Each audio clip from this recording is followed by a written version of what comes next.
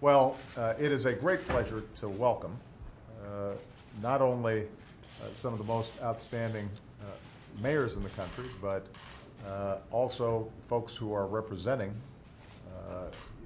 incredible cities, world-class cities that are going to be central to America's economic growth and progress for years to come.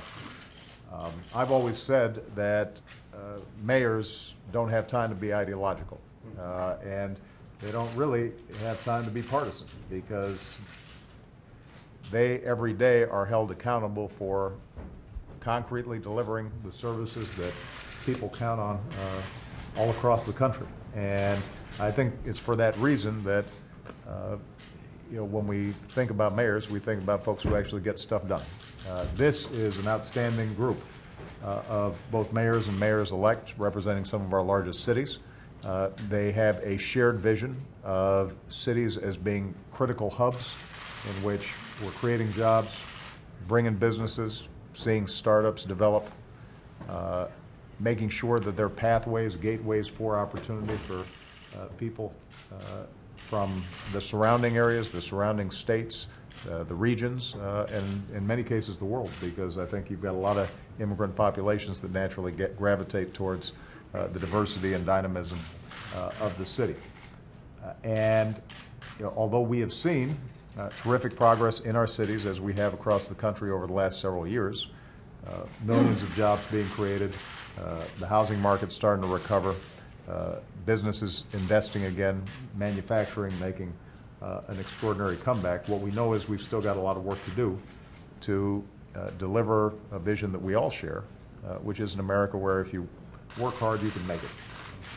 And what that means is that my hope and goal out of this meeting is we immediately set up a strong partnership with all the mayors here and all the mayors who aren't here, where we get a clear sense of what their vision is and how they're trying to deliver services, how we can make sure that our kids are getting the very best education possible, how we make sure that we are creating the platforms, the infrastructure for jobs to succeed, or jobs to be created and businesses to succeed in these cities, how we make sure our transportation dollars are flowing in a way that maximizes economic development and hopefully reduces congestion and rush hour traffic. I suspect that's something that some of you have heard from your constituents about.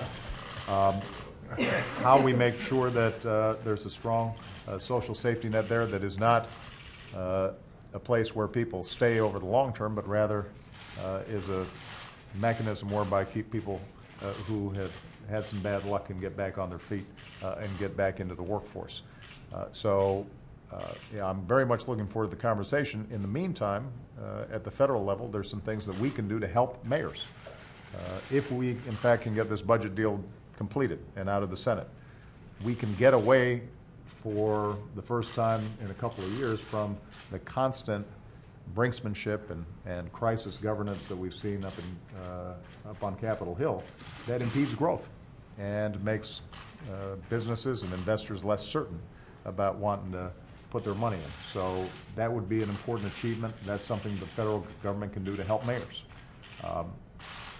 One element that's not in this budget that needs to be passed right away is UI, unemployment insurance. You've got potentially 1.3 million people who during Christmas time are going to lose their unemployment benefits at a time when it's still very difficult for a lot of folks to find a job.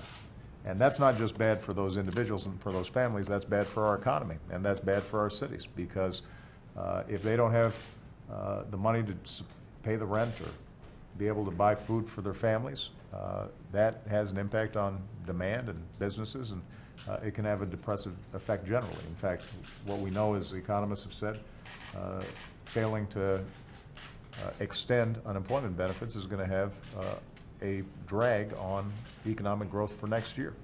So there's some basic things that we can do just to create a better economic environment for these outstanding mayors. There are some areas, for example, raising the minimum wage that could have a tremendous boost in a lot of the cities where there are a lot of service workers who get up and do some of the critical work for all of us every single day, but oftentimes still find themselves just barely above poverty, or in some cases below poverty.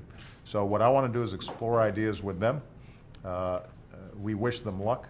You can see that this is a diverse group, but what binds them together is a commitment to helping people succeed in this country. And so I want to congratulate all of them, and I'm looking forward to, over the next 3 years for me, working with them for the benefit of their constituencies. Many of them may end up being around for 20 years, and so they'll have other presidents to work with. But thank you so much for coming in. Appreciate you, everybody. Thank you, guys.